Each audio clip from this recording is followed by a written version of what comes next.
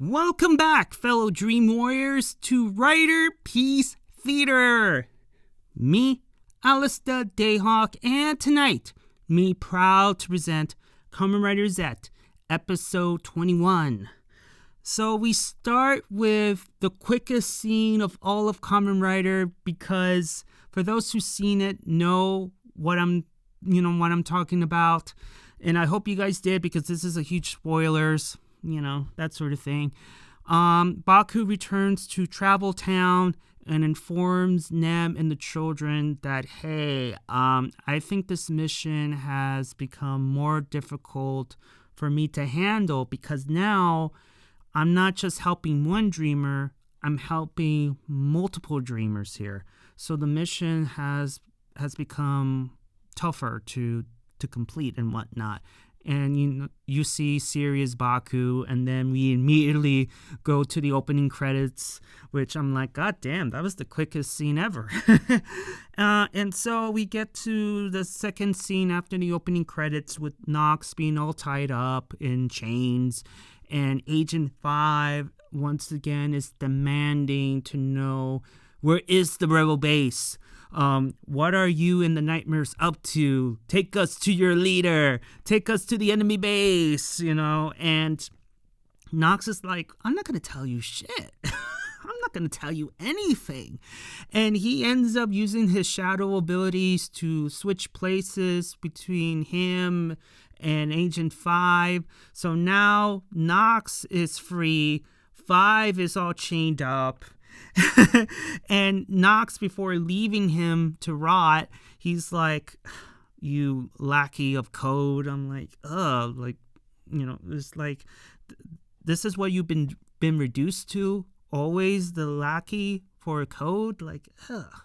So he just brushes him off, all arrogant like, and he takes himself to another part of the dream space. And 5 is like, okay, we'll see about that, bitch. We'll see about that. And then all of a sudden, he literally crashes the dream. As you can see in this scene, he literally crashes into this area of the dream, which shocks Nox. And Nox is like, how in the hell did you find me? And 5 says, once I have my target on sight, there's no way in hell that I'm letting go of my target. And, I'm willing to take my target, I'm willing to follow my target into the depths of hell in order to get what I want and whatnot and kill you. And so they fight for a little bit. It ends with a stalemate. And then Nox finds the tracker that Rita planted last week. And he just crushes it, typical code tactic.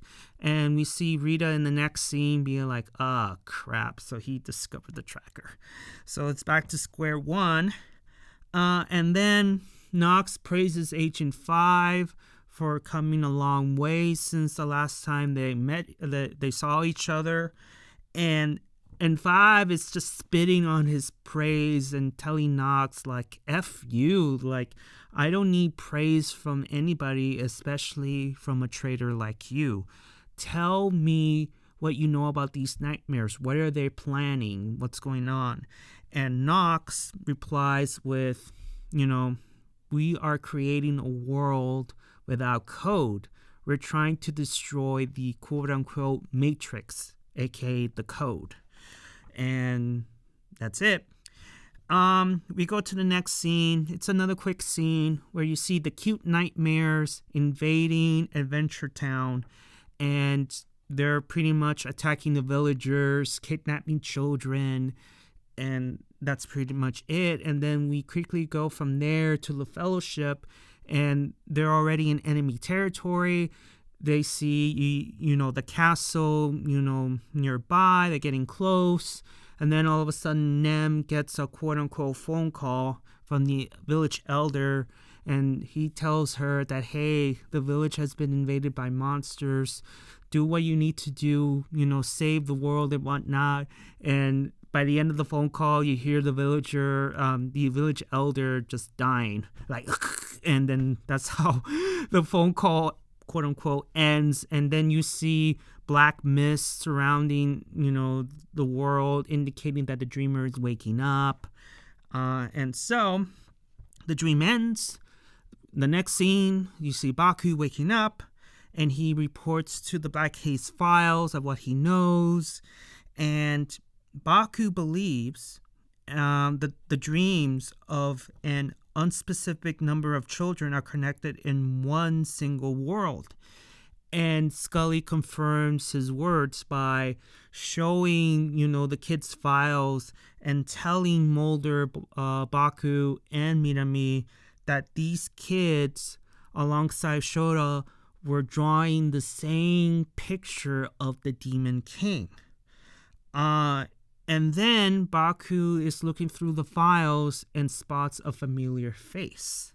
So we get to the next scene where he meets this familiar face, and that is Tomoko. She was taking karate class or karate school, whatever. She comes out, sees Baku by, mentioning his villager name. And, he's all happy that she remembers him. And he asks a couple of questions. But first, he ends up, showing the pictures of the children, asking her, have you seen any of them before?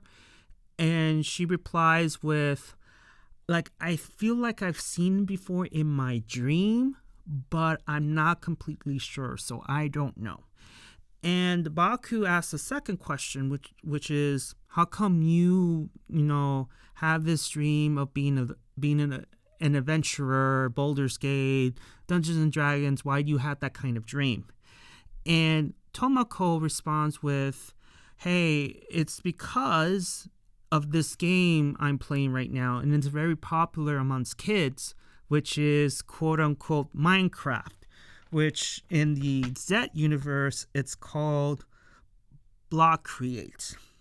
So in the next scene, you see Mulder and Scully, and Baku is calling them by phone and tells them that the kids are having the same dream because they're playing quote-unquote Minecraft. And Scully says, it's not just that.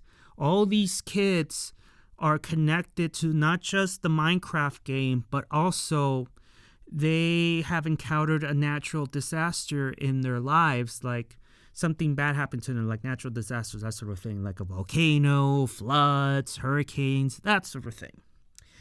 And then we go to the next scene. This is not a weird scene, but it's just a scene that it's like between the crazy lady and Knox. They're talking about Shakespeare to the crazy lady saying that, the ones who create the most nightmares are the kids, and she is blaming the adults, or Knox is blaming the adults.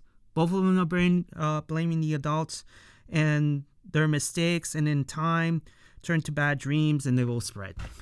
It's just, I felt like this is like a random scene, and they're just talking about Shakespeare, kids, creating the most nightmares to blaming the adults and that sort of thing. It's the adults' fault that the kids are having bad dreams, according to them, right?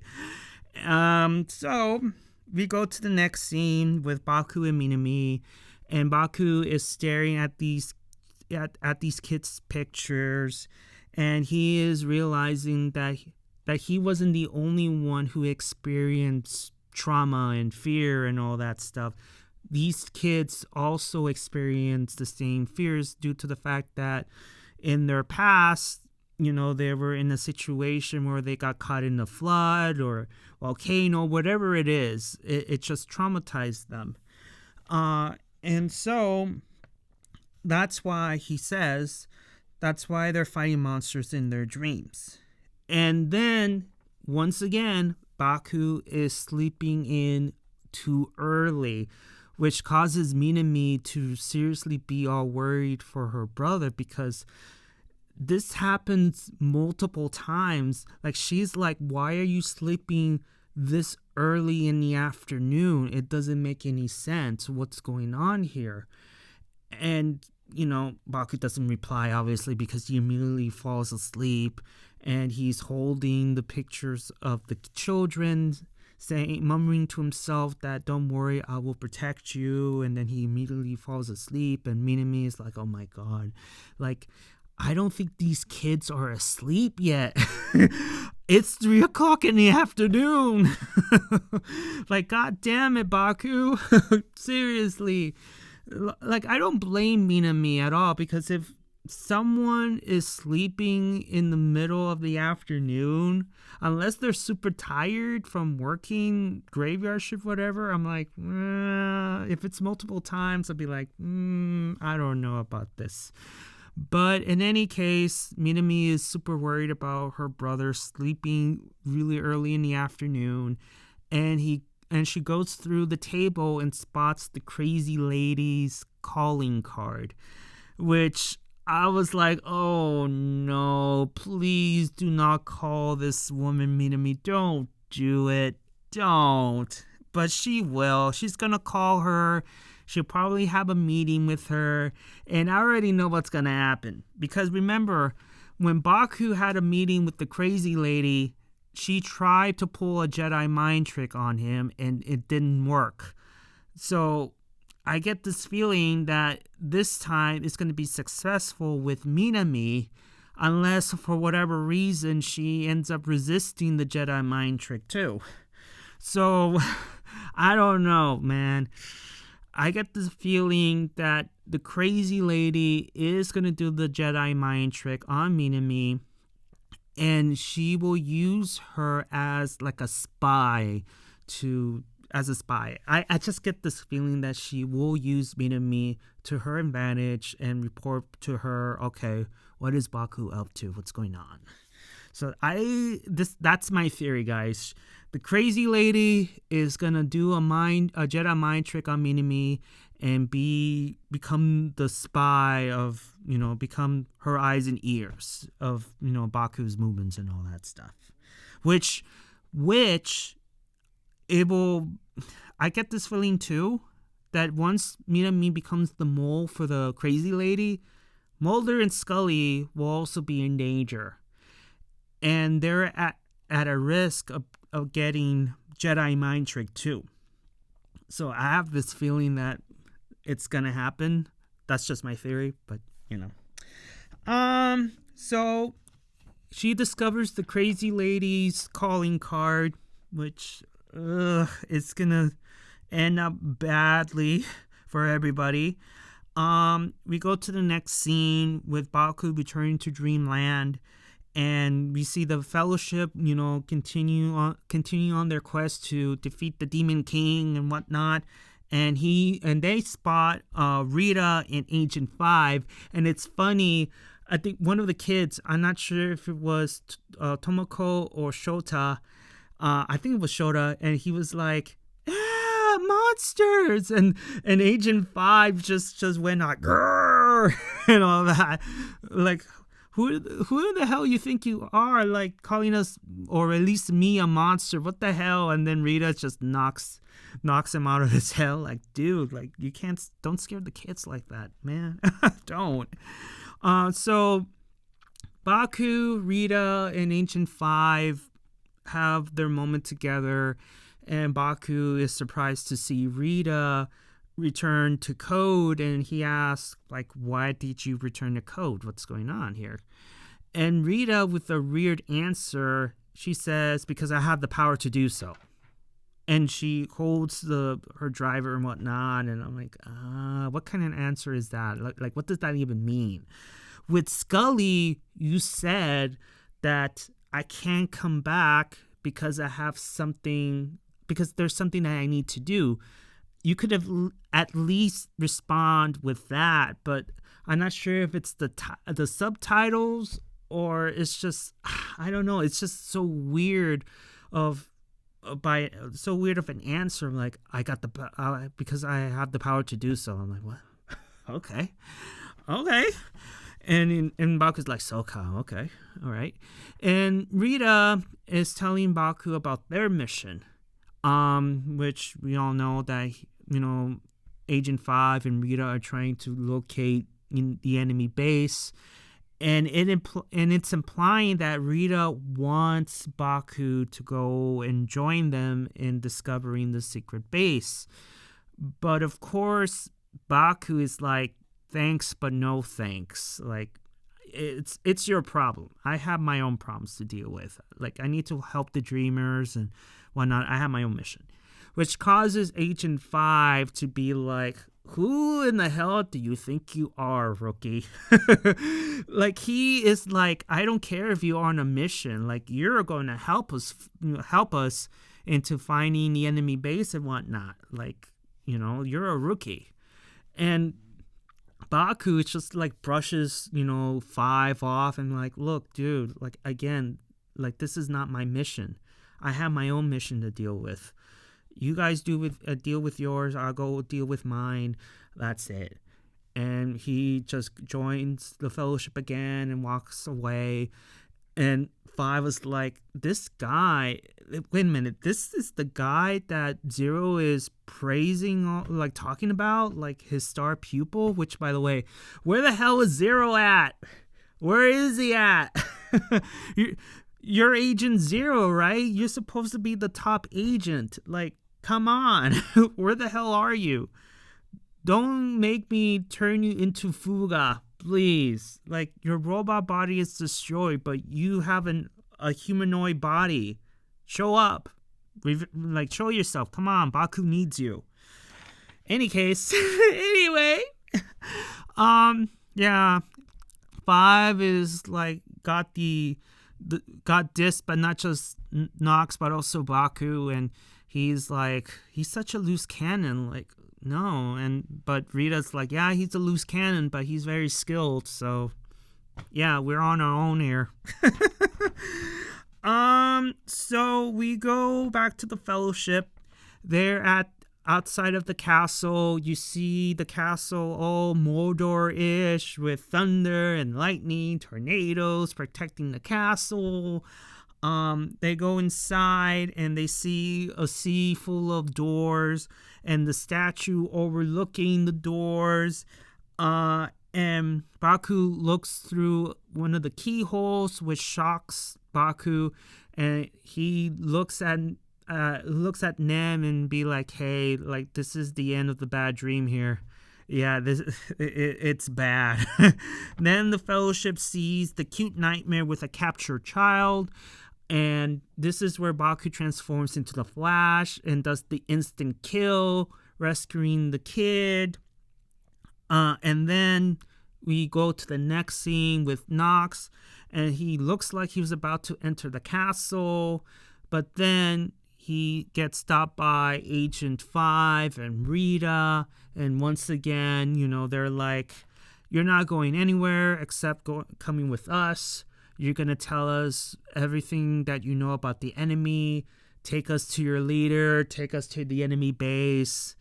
But Nox is like, no, I'm not going to tell you crap. Like, how many times I'm supposed to say this, people? I'm not telling you anything.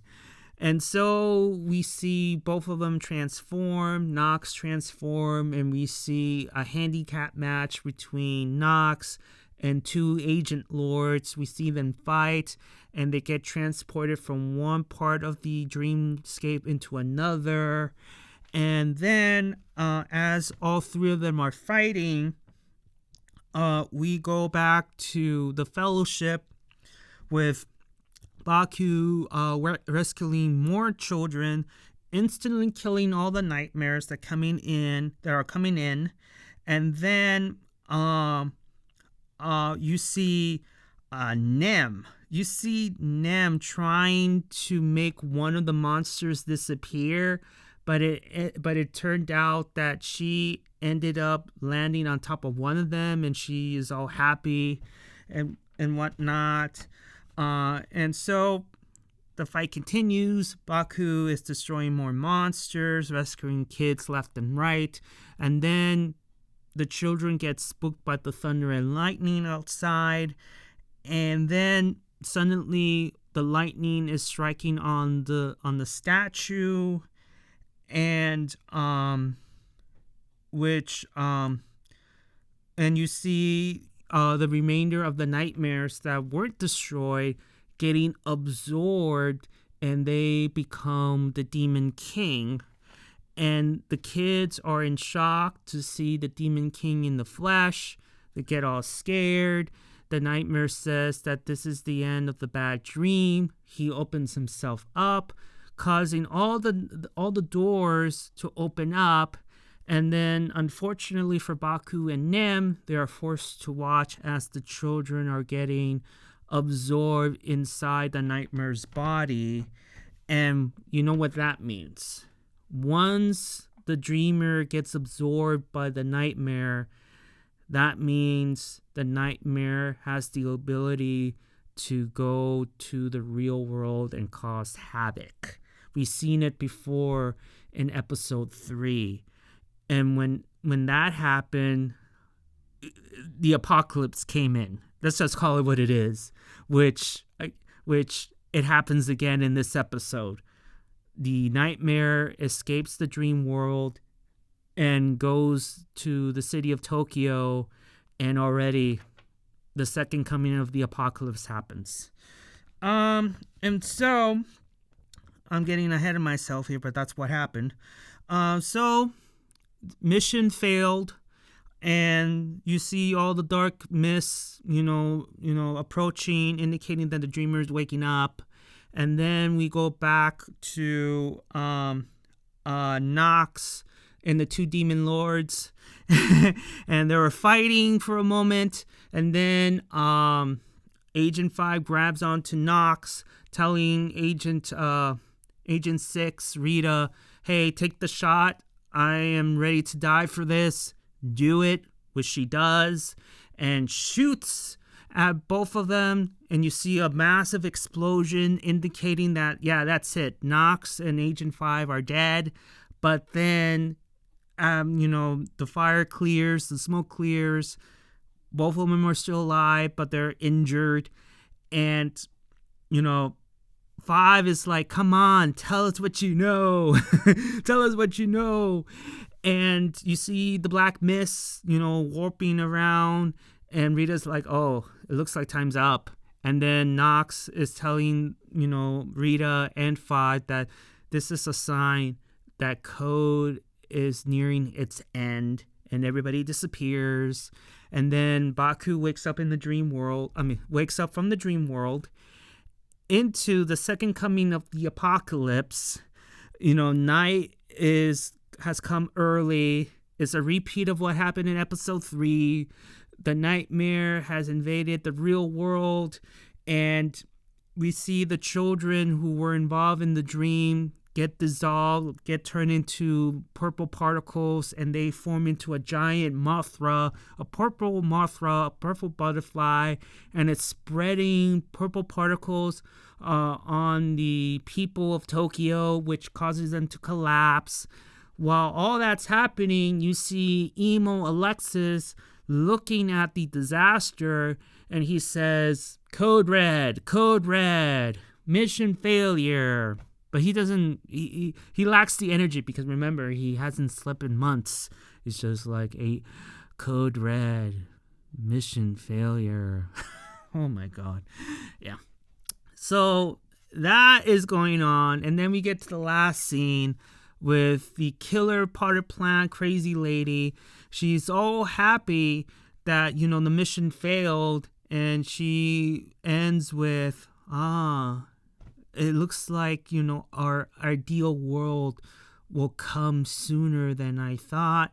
She has that evil laugh, and she's staring at the spider lily, which is a symbol of death, and that's how the episode ends. Wow, talk about like a dark ending. Yeah, I mean, we have an introduction of Agent 5. Baku, is like, this is one of the most tough missions he has ever gotten, because he's dealing with not just one dreamer, but multiple dreamers. And by the time he ended up rescuing the kids, it was too late. The Demon King has been formed, and now it's in the real world. coming with the second coming of the apocalypse. A giant butterfly is spreading its particles once again. And I'm sure that Zeztz Creative was like, hey, the first time we had tiny butterflies affecting people, why not just have a giant ass butterfly to spread its particles and affect people that way too? Twice now, guys. This is twice. Like, these nightmare creatures has to be like one of the most doomsday monsters ever created, because the moment they enter the real world, here comes the apocalypse. Oh my god, with the giant butterflies spreading its particles, infecting people, which indicates that more nightmares will pop up and, destroy the world. Like, god damn it. Wow. And, Nox, displaying his power once again, only to get overcome by Rita and Agent 5, especially. Baku meets with Rita and 5 for the first time, and he already is dissing them, like, I'm not gonna help you, I'm sorry. It wasn't intentional, I guess, because he came off all arrogantly and be like, look, I'm happy that you want my help, but I have my own problems. I'm here to help the dreamers. So, yeah, you're on your own. I'm sorry. And 5 is like, I'm like, I just met this guy and already I'm starting to not like him at all. Oh. Yeah, I mean, it's a nice episode from the beginning, but we're gonna have a dark ending, and I wonder how the story's gonna end in the next episode, because we are seeing Baku getting a new power up. So I'm guessing this could be the ultimate form already, and it's already episode 22. So I'm surprised they're doing it this early, because usually with ultimate forms, they usually make their debut like in mid-20s, but this is early. So maybe it's not its ultimate form, maybe it is. We have to wait and see, but so far, if it is the ultimate form, it looks pretty badass. It's just like his upper body is like all buff, while the lower body is not really that buff. It just looks so out of place, because it looked like, oh, this writer is only working out his upper body, but his lower body looks like chicken legs. It doesn't look as buff as his upper body, which is just looks so weird. But in any case, I'm starting to ramble, guys. So give me your thoughts and opinions about this episode. Did you like it? Did you dislike it? Did I miss anything? Even though I have my notes in front of me, I may have missed a couple of things here and there. And also, I want to add this too. Sometime this week, I want to post a video about, the end of Super Sentai.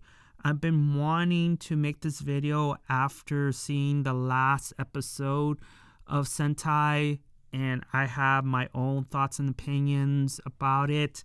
I'm hoping that it's not going to be a long-ass video, but knowing me, I would not... I wouldn't, like, I'm already jinxing it, but, I'm just letting you know that there will be an upcoming video about, Sentai and how it meant to me and whatnot. So be aware of that and keep an eye on it. And yeah, I think that's it, guys. So thank you so much for listening. Give a like if you like it, and please subscribe. And I will see you all on the other side of Oblivion. Johnny!